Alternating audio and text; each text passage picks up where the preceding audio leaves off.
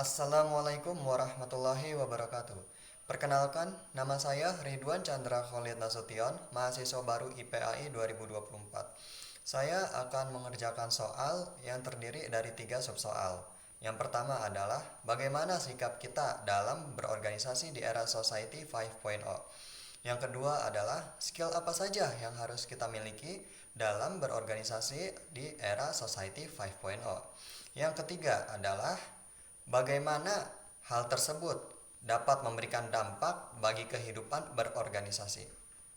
Sebelum menjawab soal-soal tersebut, penting bagi kita untuk mengetahui apa itu era Society 5.0. Era Society 5.0 adalah konsep yang menggambarkan masa depan di mana teknologi dapat digunakan untuk mengatasi masalah sosial, meningkatkan kualitas hidup, dan berdampak positif bagi masyarakat. Konsep ini berasal dari Jepang dan peningkatan dari konsep sebelumnya, yakni konsep era Society 4.0. Ciri-ciri yang menggambarkan konsep era Society 5.0 ini yang paling menonjol adalah maraknya teknologi canggih yang mulai digunakan seperti Artificial Intelligence atau AI, robotika, dan semacamnya. Lalu, dunia pendidikan juga berperan sangat penting dalam era Society 5.0 ini, yang mana dunia pendidikan yang nantinya diharapkan untuk menciptakan masyarakat-masyarakat yang memiliki kecakapan hidup di era Society 5.0 dan memiliki skill-skill dasar yang penting seperti inovatif, kompetitif, kolaboratif, critical thinking, dan lain semacamnya. Sekarang mari kita masuk ke pembahasan subsoal yang pertama, yaitu sikap kita dalam berorganisasi di era Society 5.0. Sikap yang harus kita ambil dalam berorganisasi di era Society 5.0 diantaranya adalah adaptif, kolaboratif, dan inovatif. Kenapa adaptif?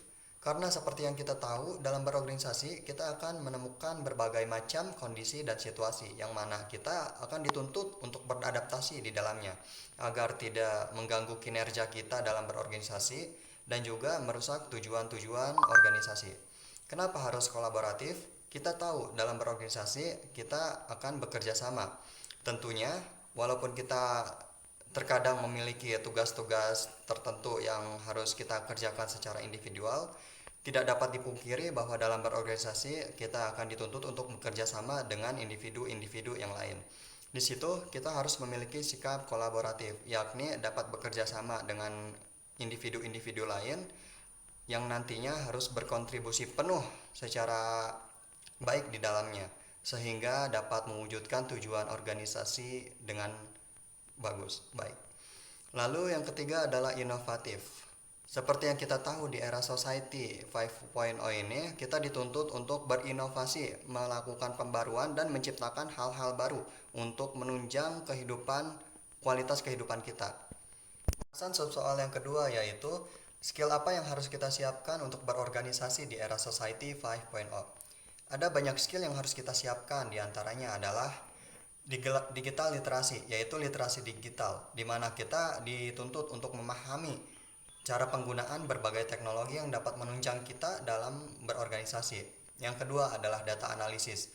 Dalam berorganisasi di era Society 5.0 ini, kita tidak dapat dipungkiri bahwa kita akan menggunakan teknologi-teknologi yang akan menghadapkan kita dalam berbagai data.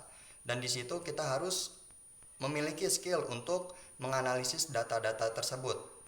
Dan yang ketiga adalah critical thinking atau berpikir kritis. Dalam berorganisasi tentunya kita dipaksa untuk berpikir kritis, menemukan cara-cara solusi-solusi dalam permasalahan-permasalahan dengan inovatif dan juga sistematis ya.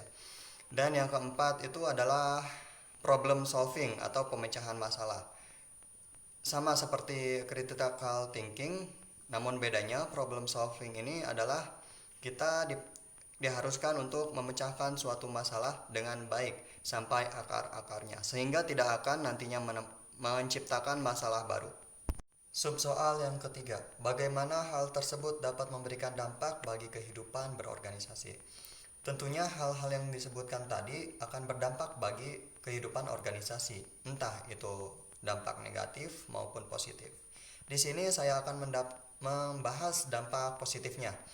Di antaranya adalah efisiensi kerja. Dengan menggunakan teknologi, tugas-tugas rutin dalam berorganisasi akan dapat diselesaikan dengan cepat ya, sehingga kita dapat berfokus ke dalam inovasi-inovasi dan pengambilan keputusan.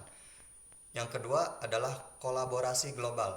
Dengan teknologi yang canggih di era Society 5.0 ini, kita nantinya dapat berkomunikasi dengan organisasi-organisasi di luar, yang nantinya kita dapat berkolaborasi dengan organisasi-organisasi tersebut dan memudahkan kita dalam berkomunikasi dengan mereka. Yang ketiga adalah kecepatan dan fleksibilitas. Dengan adanya teknologi ini, pekerjaan kita menjadi serba cepat dan juga serba fleksibel. Seperti contohnya data analisis. Di era Society 5.0 ini, kita harus memiliki skill-skill data analisis karena nantinya kita akan menganalisis data menggunakan teknologi untuk mempercepat dan mengefisiensi kerja kita. Ya, segitu saja pembahasan soal mengenai berorganisasi di era Society 5.0 ini. Mohon maaf apabila ada kesalahan karena manusia tempatnya berbuat salah dan tempatnya benar hanya Allah Subhanahu wa taala. Sekian dari saya. Wassalamualaikum warahmatullahi wabarakatuh.